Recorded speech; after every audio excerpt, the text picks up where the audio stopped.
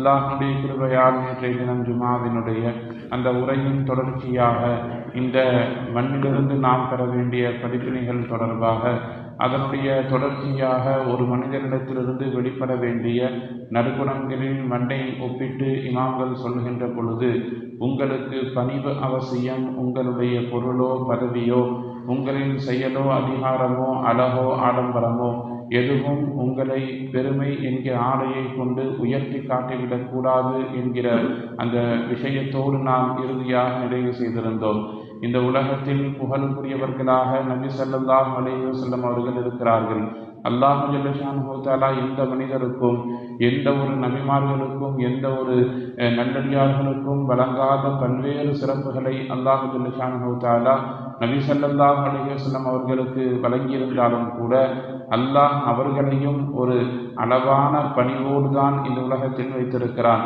குர்ஆன் ஷரீஃபில் பார்க்குறோம், 10 இடங்களுக்கும் மேலாக அல்லாஹ் ஜல்ல ஷானுஹு தஆலா நபி ஸல்லல்லாஹு அலைஹி வஸல்லம் அவர்களை பற்றி பேசியிருந்தாலும் கூட எல்லா இடத்திலேயும் அல்லாஹ் நபி ஸல்லல்லாஹு அலைஹி வஸல்லம் அவர்களை தன்னுடைய அடியான் அபுது என்றே சொல்லுகிறான். இந்த உலகத்தில் கிடைக்க பெறாத பாக்கியங்களில் மிக பெரும் பாக்கியமாக இறைவனை நேரடியாக சந்தித்த அந்த மிஅராஜினுடைய நிகழ்வு இருக்கிறது. எந்த நபிக்கும் அல்லாஹ் வழங்கவில்லை, நபி ஸல்லல்லாஹு அலைஹி வஸல்லம் அவர்களுக்கு மட்டுமே வழங்கியிருக்கிறான். இன்னும் குறிப்பாக சொன்னோம்னா, மூசா அலைஹிஸ்ஸலாத்து வஸ்ஸலாம் அவர்களிடத்திலே அல்லாஹ் ஜல்ல ஷானுஹு தஆலா பேசும் பொழுது நூற்றுக்கணக்கான ஆயிரக்கணக்கான திரைகளுக்கு அப்பால் இருந்து பேசினான். நபி ஸல்லல்லாஹு அலைஹி வஸல்லம் அவர்களிடத்திலே நேரடியாகவே அல்லாஹ் ஜல்ல ஷானுஹு தஆலா மிஅராஜ் பயணத்தில் பேசினான். 15வது ஜுஸூல சூரா அல் இஸ்ராவினுடைய துவக்கத்தில் அல்லாஹ் ஜல்ல ஷானுஹு தஆலா மிஅராஜினுடைய அந்த வரலாறை பற்றி பேசும் பொழுது இப்படி ஆரம்பிக்கிறான், சுப்ஹானல்லதி அஸ்ரா பி அப்திஹி, தன்னுடைய அடியாரை பூமியிலிருந்து மிஅராஜிற்கு அழைத்து சென்ற அல்லாஹ் பரிசுத்தமானவன் சொல்றான். இந்த இடத்தில் ரசூல் என்று சொல்லியிருக்கலாம், நபி என்று சொல்லியிருக்கலாம், ரசூலுல்லாஹுக்கு எத்தனையோ ஆயிரம் அடைமொழிகள் இருக்கிறது சொல்லியிருக்கலாம். ஆனால் அல்லாஹ் சொல்லும் பொழுது என்னுடைய அடிமை என்று சொல்லியிருக்கிறான். அப்படியானால் நபியாக இருந்தாலும் கூட அவர்களை அல்லாஹ் ஜல்ல ஷானுஹு தஆலா அடியார், அடிமை என்று சொல்லுவதையே விரும்பியிருக்கிறான்.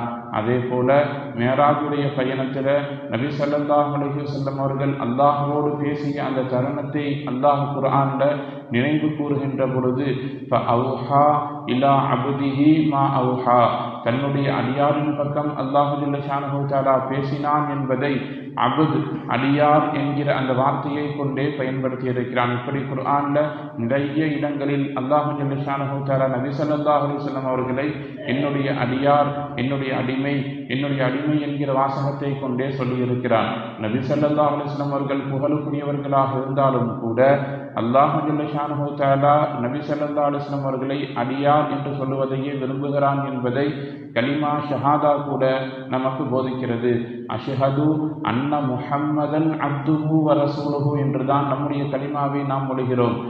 அஷ்ஹது, நான் சாட்சி சொல்லுகிறேன், அன்ன முஹம்மதன், நிச்சயமாக முஹம்மது ஸல்லல்லாஹு அலைஹி வஸல்லம் அவர்கள் அல்லாஹ்வின் அடியாராகவும் அவனது ரசூலாகவும் இருக்கிறார்கள். ரிசாலத்திற்கும் அப்தியத்திற்கும் இருக்கக்கூடிய அந்த வித்தியாசத்தை நாம் யோசித்து கொண்டு இருக்கக்கூடிய அந்த நேரத்தில் அடிமைத்தனத்தை முற்படுத்தித்தான் அல்லாஹ் ஜல்ல ஷானுஹு தஆலா கலிமாவையே வைத்திருக்கிறான்.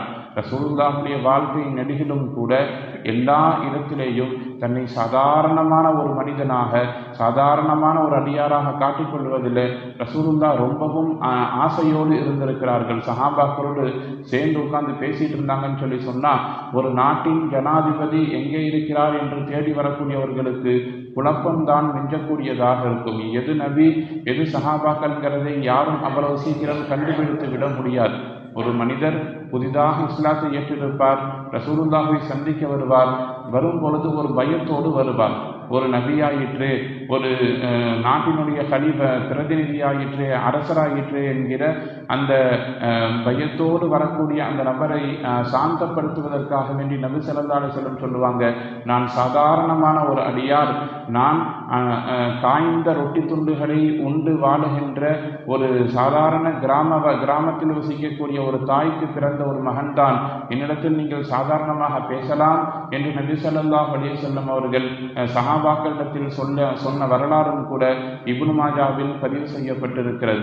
ஒரு சஹாபியை நபி ஸல்லல்லாஹு அலைஹி வஸல்லம் அவர்கள் வீட்டின் தேவையை செய்து கொண்டிருக்கும் பொழுது பார்ப்பார்கள்.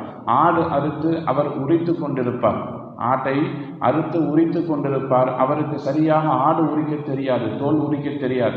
ஒரு மாதிரி கசகசன்னு தோல் உரித்து கொண்டிருக்கக்கூடிய நேரத்தில் நபி ஸல்லல்லாஹு அலைஹி வஸல்லம் அங்கே வந்து அவரிடத்தில் பேசக்கூடிய அந்த தருணம் ஏற்படுகின்ற பொழுது அந்த சஹாபியை அழைத்து, என்ன நீங்கள் இப்படி தோல் உரிச்சிட்டு இருக்கிறீங்க என்று கேட்டு நபி ஸல்லல்லாஹு அலைஹி வஸல்லம் அவர்கள் அந்த ஹதீஸில் பதிவு செய்யப்படுது, ரசூலுல்லாஹ் ஆட்டின் தோலை உரித்தார்கள் என்று அந்த சஹாபி சொல்றார். எப்படி உரித்தார் என்பதை அந்த சஹாபி அந்த ஹதீஸில் பதிவு செய்கின்ற பொழுது தன்னுடைய கரத்தை தோலுக்கு உள்ளாக செலுத்தி குத்தி, அதாவது நேர்த்தியாக ஒரு கறிக்கடையை நடத்தக்கூடியவர், நேர்த்தியாக ஆட்டின் தோலை உரிக்கக்கூடியவர் எப்படி உரிப்பாரோ அதே போல் தோலை உரித்து எனக்கு நபி ஸல்லல்லாஹு அலைஹி வஸல்லம் தோல் உரிக்க கற்றுக் கொடுத்தார்கள் என்று ஹதீஸில் பதிவு. நாம் ரசூலுல்லாஹுடைய வேலை என்பது தோல் உரிப்பது அல்ல. ஏதாவது ஒரு சஹாபியை அழைத்து காட்டியிருக்கலாம், இல்லாட்டி நீ எப்படியோ ஒழிச்சிட்டு போங்கன்னு சொல்லி விட்டு இருக்கலாம். என்னுடைய வேலை மார்க்கத்தை சொல்லித் தருவது, வேதத்தை ஓதி காட்டுவது, மக்களை நல்வழிப்படுத்துவதுன்னு சுருக்கி இருக்கலாம். ஆனால் சஹாபாக்களிடத்திலே சாதாரணமாக பணிவாக நபி ஸல்லல்லாஹு அலைஹி வஸல்லம் அவர்கள் வாழ்வதையும் யதார்த்த வாழ்வோடு சேர்ந்து இருப்பதையும் தான் ரசூலுல்லாஹி ஸல்லல்லாஹு அலைஹி வஸல்லம் அவர்கள் விரும்பினார்கள். ஹிஜ்ரத் செஞ்சு மக்காவிலிருந்து மதீனாவிற்கு ரசூலுல்லாஹ், அபூபக்கர் சித்திக் ரலியல்லாஹு அவர்களுக்கு வழிகாட்டி வந்தவர் எல்லோரும் சேர்ந்து மதீனாவுக்குள்ள வரும் பொழுது எல்லா நபர்களும் யாரை நபின்னு நினைச்சாங்கன்னு சொல்லி சொன்னா அபூபக்கர் சித்திக் ரலியல்லாஹு அன்ஹு அவர்களைத்தான் நபி என்று எல்லா நபர்களும் நினைத்தார்கள். ரசூலுல்லாஹ் அந்த அளவுக்கு சாதாரணமாக இருந்தார். அபூபக்கர் ரலியல்லாஹு விளங்கி கொண்டார்கள், மக்கள் நம்மை நபின்னு நினைச்சுக்கிட்டாங்கிறத புரிந்து கொண்ட அபூபக்கர் சித்திக் ரலியல்லாஹு தன்மேல் இருக்கக்கூடிய அந்த துண்டை ரசூலுல்லாஹின் மீது போட்டு இவர்தான் உங்களின் நபி என்று அடையாளப்படுத்தக்கூடிய அளவுக்கு தான் ரசூலுல்லாஹ் பணிவாக இந்த உலகத்தில் வாழ்ந்தார்கள். மேல் சொன்ன வரலாறுகள் அனைத்தும் நமக்கு சொல்லித்தரக்கூடிய படிப்பினை என்பது, நாம் அடைந்திருக்கக்கூடிய செல்வம், பதவி, பொருளாதாரம் எதுவாக இருந்தாலும் சரி, நம்முடைய இபாதத்தாக இருந்தாலும் சரி, அல்லது நாம் பெற்றிருக்கக்கூடிய கல்வியாக இருந்தாலும் சரி, எதுவாயினும் உங்களை அடிப்படை அந்தஸ்தில் இருந்து உயர்த்தி காண்பிக்கக்கூடிய ஒரு பெருமை என்கிற செயல்பாட்டின் பக்கம் நெருக்கி வைத்து விடக்கூடாது. நாம் எல்லா நேரத்திலேயும் இறைவனுக்கு முன்னால் அடியாராகத்தான் இருக்க வேண்டும், அடிமையாகத்தான் உணர வேண்டும். எல்லா மக்களும் இறைவனுக்கு முன்னால் சமமானவர்களாக இருக்க வேண்டும். நமக்கு எந்த இடத்திலேயும் உயர்வில்லை, என்னை நான் தாழ்த்தி கொள்ளுகிறேன் என்கிற பண்போடு ஒரு மனிதன் தன்னுடைய வாழ்க்கையை அமைத்துக் கொண்டிருக்கின்ற பொழுது அல்லாஹ் ஜல்ல ஷானஹு தஆலாவின் பிரியமும் பாசமும் இறைவனின் கருணையும் நம்மை நோக்கி எல்லா நேரத்திலேயும் நீண்டிருக்கும் என்பதை மேல் சொன்ன ஹதீசுகளும் வரலாறுகளும் நமக்கு தெளிவுபடுத்தி காட்டுகிறது. எல்லாம் வல்ல ரப்புல் ஆலமீன் அல்லாஹ் ஜல்ல ஷானஹு தஆலா வாழும் காலகட்டத்தில் பணிவோடு வாழக்கூடிய உயர்வை தேடாத நல்லடியார்களாக நம் அனைவரையும் ஆக்கி நல்லொரு புரிவானாக. வாஹிர் தஅவானா அல்ஹம்துலில்லாஹி ரப்பில் ஆலமீன்.